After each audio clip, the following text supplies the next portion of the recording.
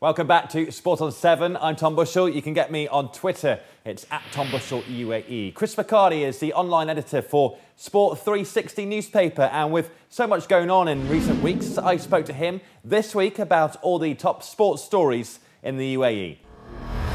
So much sport has happened over the last couple of weeks, of course. Last week, Sport on 7 was, of course, in Galway for the end of the Volvo Ocean Race, and we did miss some of the big stories. One of those big stories was, of course, Diego Maradona leaving his role at Al Wasl Football Club. Now, Chris McHardy from Sport 360 newspaper is here with me to go through some of the big stories over the last couple of weeks, and there's none really bigger than Maradona leaving, is there? No, as you say, Tom, Diego Maradona, his one-year sojourn in the UAE came to an end, an abrupt end, it must be said.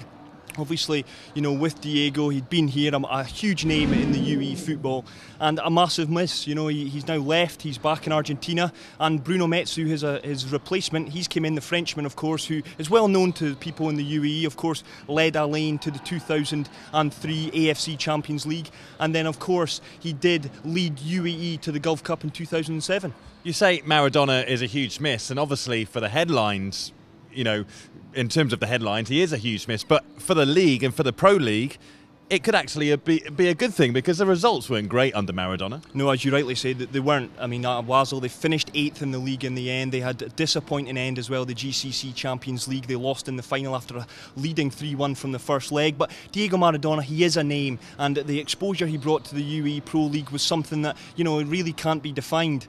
And Bruno Metsu is another big name in his own right. As I say, he's had wonderful success, not only in the UAE, but throughout the Gulf. And I'm sure he will bring the fans to a Wasl, and of course, as you rightly point out, results are all that matter, and Bruno Metsu, with the pedigree that he has, I'm sure he will have Al Wasl playing better football next season. It's an interesting topic, isn't it, talking about the big names that come to the UAE. Michael Owen's another one. If he came to Al Shabab, yes, it's a big name, but what would he really bring to the league? Because he really isn't playing that much, does he? Injuries would be a problem. You'd want someone like Asamoah Gyan here who can actually perform at the highest level. That's what the league needs. Well, interestingly, you're saying that as well. Alain this week, Michel Bastos, the Brazilian midfielder at Lyon. There's talk of an €8 million move that he will move to the UAE. And as well today, I broke the story this morning that Park Chu-young, the Arsenal striker, the South Korean, Alain also in talks with him as well. So as you rightly point out, it's important to get the big names, but names that can have an impact. And certainly with Gyan, as you rightly mentioned, with Chu-young,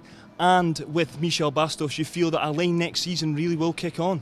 Absolutely, and of course defending champions, so they're looking strong for next year. Let's move on to national football, and of course the Olympics are happening in London. That gets underway this week. Team GB played their friendly against Brazil. Brazil were a dominant force, weren't they? But for the UAE team, they might think they've got a chance against Team GB. Well, having watched the defending of Team GB last night, I'm sure the likes of Adel Khalil and, you know, Ismail Matter will be having a field day, because Mika Richards at centre half, of course, he normally plays right back for Manchester City. He looked woefully short in the centre there last night. But Brazil, very much the team to watch. I mean, when you can leave players like Alexandre Pato, Lucas Moura, Ganzo on the bench, it really does show the depth. And I know a lot of people have talked about Spain. They've dominated all ages, all age groups over the last few years. But this Brazilian side, of course, managed by Mano Menezes, the head coach of the Brazil full team, they very much look the team to beat. But UAE, very much, as I say, they go into Thursday's opener against Uruguay at Old Trafford. They came off a wonderful win yesterday against New Zealand in their final warm-up game, a 4-2 win. And really with the names, likes of Hamdan El Kamali, who's been at Lyon over the past 6 months. Okay, he's not started, but he's been getting the experience there. Really look for UAE to be a dark horse in that Group A.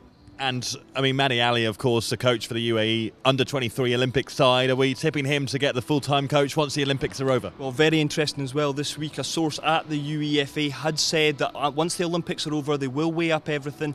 And to be honest, it would be mad not to appoint Madi Ali. He knows all the players. They have a raft of young players, and obviously showing that being in the Olympics, they've clearly got quality. And going forward, not only for 2014 World Cup and beyond, obviously the disappointment of missing out on that, but very much for the coming years, Madi Ali has to be the man for the job, and I'm sure the UEFA will do that. Not Maradona.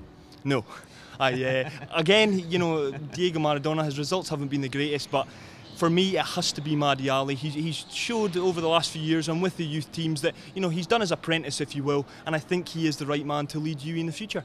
All right, there we go. They are the big stories over the last couple of weeks here in the UAE. Chris McHardy from Sport 360, thank you so much. We're here at Dubai Sports World where there's a whole host of activities going on. So if you can do it, it's on until August the 31st. Get down here and try out any of the sports that are on offer here.